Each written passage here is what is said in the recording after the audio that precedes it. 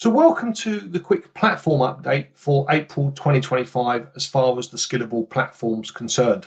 Okay, so we're going to have a look at these updates, see what our engineering team have been doing in the background.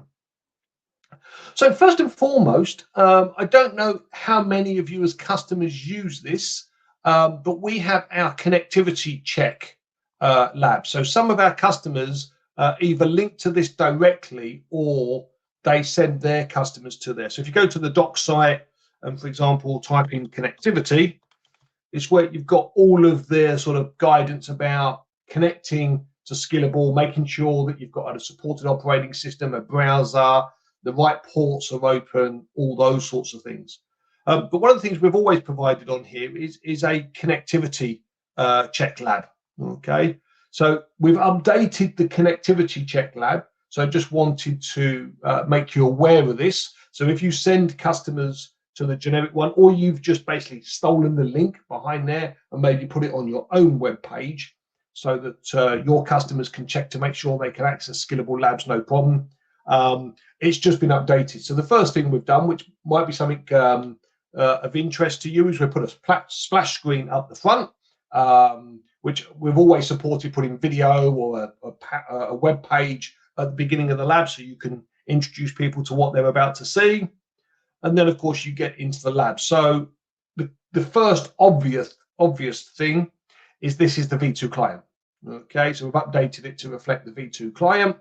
Plus, we've actually just made this a little bit more efficient, a bit more about the environment and things rather than sort of teaching some of the more stuff. So more about how to navigate, use the product, sorts of things that you will see inside a lab. But this has been done in a very generic way, highlighting the fact that for some customers they maybe use additional features that are not shown here, or maybe they don't use all of these features. So just be aware. So it's just there to ensure people get a little practice so they can experience the environment, make sure they can connect to it, especially if they're connecting from a corporate network, things along those lines, and so on and so forth. Okay. So just if you wasn't aware, that got updated and went live a couple of weeks ago. Okay. So just wanted to make you aware of that. Cool. Cool.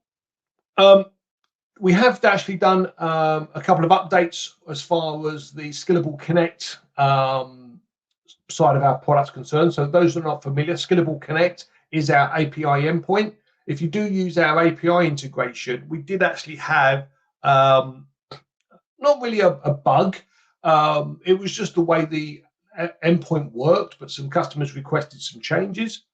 We released an endpoint which was latest results. So the idea was it could give you information about the latest lab instances that have been run, so you could pull scoring data and things really, really easily. This now does actually include active lab instances as well. So what this was going to allow people to do is build reports that maybe contain in progress activities as well. Okay, so that's just been changed a little bit there. So additional data is being pulled back with that endpoint. In terms of Skillable Studio, a few things have happened. So a couple of things that have changed. We've actually updated the template gallery. Okay, so with respect to the template gallery, when you create a new lab now, when you want to have a look at the templates, one of the things the template gallery doesn't really lend itself to is actually showing like what's new, what's been recently released. Okay, so we've added a what's new section. We will put like a Q1, a Q2, a Q3, a Q4 as we go through that. So if you tick the Q1 box, it will show you the templates that have been released effectively in Q1. Just to be aware, our Q1 is February to April, so it looks a little bit offset from what a lot of people will experience. So these are actually the templates that have been released. Some of these we've spoke about on previous lab developer workshops, like the integrated browser. We talked about the Terraform one. This month, we've actually released 3 new templates. So we've actually got a couple of templates on custom endpoints. So we did a lab developer workshop in February on the custom VM endpoints.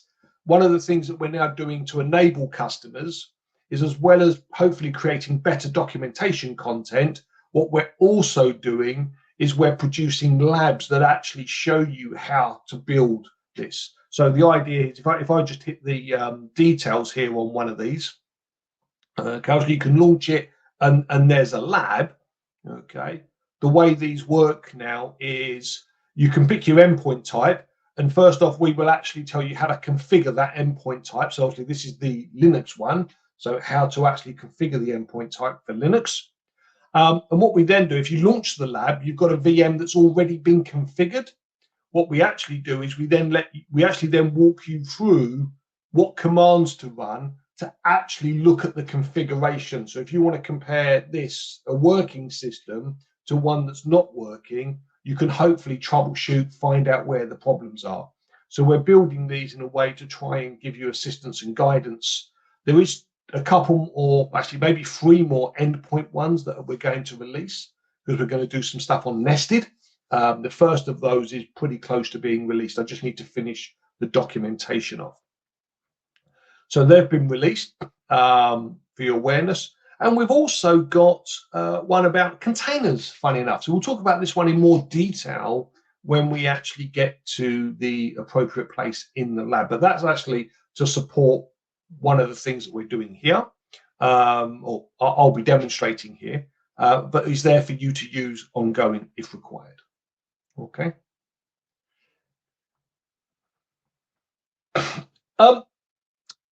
Also, I'd like to just quickly talk about is the document upload feature. Okay, so document upload, we talked about this a couple of times, is now in open beta. If you would like to participate in the automated document upload and conversion beta, please just put something into the chat. I can then speak to the relevant teams and I can get the permission added to you so that you can get this feature enabled. Now, you might be sitting there going, what on earth am I talking about? What is this feature? So let me just show you very, very, very quickly. Okay. So if I was just to go to find a lab, just a lab profile I've been messing about with a few bits in. If you edit the instructions, okay, one of the thing that's in open beta now is this document upload feature here.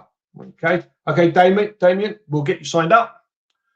If I press the upload button, this effectively wants me to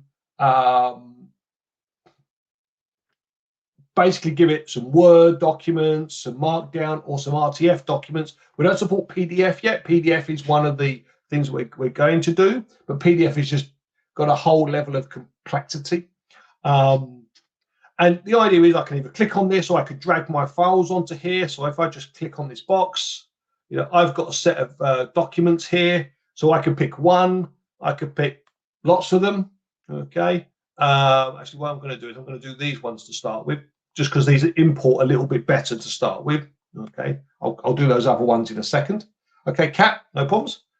So the idea is this will actually upload the document. So the document has been complete. It's now doing the file conversion, and hopefully what it will do is it will then come back and show me all of the files that it's converted. So this hopefully takes about 10 to 15 seconds. So hopefully we're getting pretty close. It will import images for you. One word of warning with images, and it does warn you about this, it will actually turn around and take a little while for the images to become available because of how it works. So you can see I've got all the documents imported. Okay, you can see that I can do things like move the order of the documents. So if I want them to actually build the instructions in a different order, I can absolutely go and do that. Do I want each document separated by a page break? So again, pretty straightforward tick box there if I wanted it to do that. We do have some extra options that appear depending on what we've found inside the documents. Okay, so these are just text-based. So when I then go and press insert, you can actually see this has come along and it's actually preserved things like the title. So you can see that it's done all the formatting. Okay, now of course what this is reliant on is that you formatted the document correctly in Word. E.g., for your headings, you've used the heading 1 or the heading 2 type controls. If you've just been manually setting the size and the font, then we're just going to see it as text. So you have to been using the controls in Word to mark, oh, that's a heading 1, that's a heading 2, that's a bulleted list, for example. But then you can see, it's honoring all the features. So it's honoring like the bullets, the bold, all those sort of things. It's not perfect, hence beta. So basically we've noticed we've got a little thing here where it's putting in some slashes. Yep, absolutely. It does support tables, but not perfect. Again, one of the things that we're still working through and trying to optimize, hence the improvements we're doing. And for example, one of my documents has a really good example of a table that doesn't import very well. Okay, so again, our engineering team have got some things to work on effectively. Okay, but you can see it's working with links. So it's not going to be perfect, but what it's going to do, depending on the document complexity, it's going to get you somewhere between let's say 80% to 90%. So something like this document here, this is more likely even got to be 95% of the way. I just might want to go in and actually put some formatting in that Word didn't have. So for example, I might want to come in here and do things like insert a horizontal line, for example, and bits like that. Okay. Okay, cool. Yeah, no worries, Dave. You certainly help you with that. If I get rid of this, if I actually go through the process with those other document files, okay, because these are a bit rougher, which is why I've given them to our engineering team. Okay, so they've got some patterns to look at. These are much bigger files as well. Okay, so these do have images and things along those lines in. Okay, so you won't see the images, and you do get the warning about this. Okay, because it can take up to an hour for images to be processed, just purely because of the sort of way that works and so on. So again, you can see got the documents, move the order about. I didn't mean that one. I can get rid of it. Again, I've got to separate each file by a page break. Okay, and then I've also got the render media as pop-ups the user can open by clicking on the link. So do you want them to be the picture actually in line, or do you want it to be a link they click on and it pops up? Okay, so of course at that point, if I do insert, it will then go off. Okay, get the message about the media, can take 1 hour to appear. So all the media links are in now. We've just got to wait for them to appear. Okay, and going back to the question about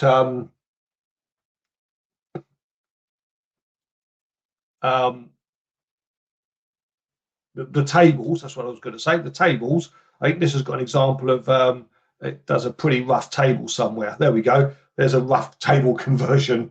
Okay, so yeah, so we've got some problems with tables and that we've got to sort out and things along those lines. Okay, but even then, to be honest, because of the size of these documents, even if I've got to go and redo that table, that's still going to save me quite a substantial amount of time compared to sort of other processes that we've had in the past. Okay, cool. You can, yeah, no problems at all with adding files with the same file name, because ultimately we don't preserve the file names or anything when we upload the content. So effectively, if they're actually files with the same file name in different folders, no problem at all, because the folder name will, from our end point of view, make them unique. If you're just updating a second file or adding a second file with the same name, we don't preserve the file name, so that's no problem at all. Okay. There was just a question as well, just going back about the, could you explain the usage of endpoints again? Okay, so obviously that would be something I'll say for the open hours if we have time.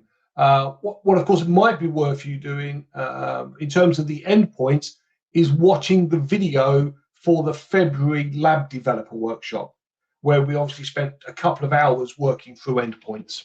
Okay, But absolutely, if I get a chance, if we get enough time, I'll make that one of the subjects for the office hours. Okay, cool. So hopefully, so a couple of names there, obviously for people that want to be signed up. So Kat, Damien, I'll get you signed up on that as you've requested that. So no problems at all. Okay. Hopefully, if I ask Kristen very nicely, she could just make a note of people's names, and then I can basically email Amanda, who does all of our user permission setup. Okay. Okay, and yeah, there we go. Okay, brilliant. Thank you very much, Kristen. Cool. What else have we got? Just a couple of things that are in closed beta. Okay, just so this is really just to give you an update on where things are progressing, so that you'll know that you might be able to get your hands on these if you've got interest, possibly in the next 4 to 5 weeks. So we're actually changing the way we're doing some of our skills tagging. So just a quick reminder for people that didn't attend lab developer workshops, we support skills tagging. So the idea is you can actually have a set of automated activities, and if a user completes those activities successfully, you could turn around and effectively attach a skill to that. So you could say, oh, you can visualize data. So you've got the data visualization skill because you've completed that task. Okay. So from that point of view, we've sort of just done a few changes around that in terms of actually allowing you to grade skills in a slightly different way. So for example, let's say you've got 7 tasks that you would like somebody to do when attempting to get that skill. Okay. Now, do they need to complete all 7? Or if they got 5 of the 7 correct, for example, would that allow them to be awarded the skill? So we've basically changed the way we score stuff when you're using skills so that you can do that sort of more graded approach. If you've got a group with 7 activities, you get 5 of them right, you get the skill. Simple as that. Okay, that's sort of the idea behind that. So we've got that in beta at the moment. This is really just being used by us, and we're just sort of finishing off some work around that area. So even though I say closed beta, we're not even, we don't actually have any non-skillable, like internal customers using it at this moment, but it's getting close now. Also, the no code activity is in closed beta. Okay. AI vision, as I say, is this no code way of actually creating activities. So basically comparing a screenshot. So this is VM only. Okay. So it's in closed beta. Some of you might be in the beta because there were some names here that I did actually suggest. If you're not in the beta, even though it's a closed beta, please, again, put something in the chat that you'd like to be in the AI vision beta. And again, I can speak to the product manager for that and get you included into the beta. Okay, so that's there as well. So that uses screenshots. I'll give you a little example of that one. Hopefully I've got an example pre-built. You know, the old classic cooking examples. Get rid of that. So here's actually a combination of the 2 things that I've been talking about. So this is actually a lab that's got skills. So this is a product called Data IQ, which allows you to do data visualization. Yeah, I'm pretty sure, Damien, we did add you to the list. But if you've not been contacted about it, that's great to know, because I'll speak to Eric, who's the guy responsible for that, and get you access. So if I just edit the instructions here, just to show you what this looks like. If I come to the activity, so this is the new group activity. Okay, that we've actually got. So the idea here is effectively you can set how many points are required effectively to pass from the point of view of getting the skill. So effectively each of these are worth 10 points. If you score 20 points for this, we will allocate the skill to you. Okay, so that's that new scoring that I was mentioning, but this also is using this new AI vision technology. Okay, so if I just edit this, the whole idea of this is, again, you specify the server or the workstation, the VM, basically, you want to run the command, this test against. You can specify reference screenshots or screenshot for what you'd actually like the system to be checking.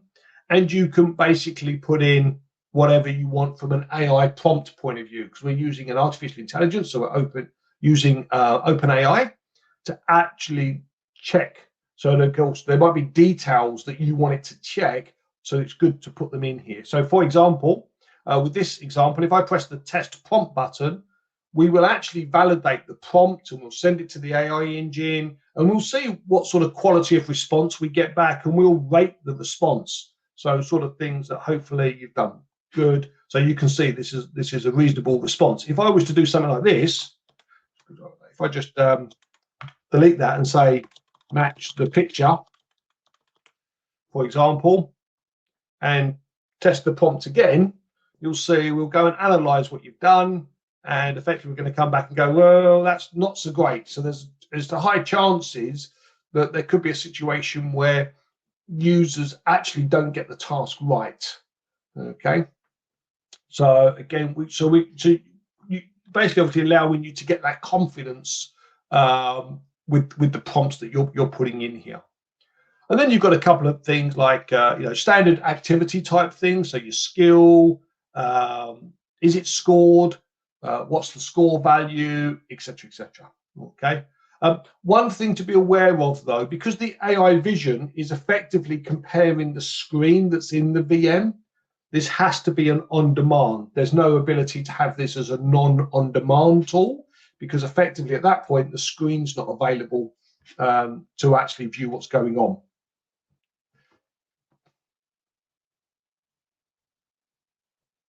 Okay, so that's the AI vision feature. So that's in closed beta. We're hoping to have that released during late May. So really looking to get that out pretty soon.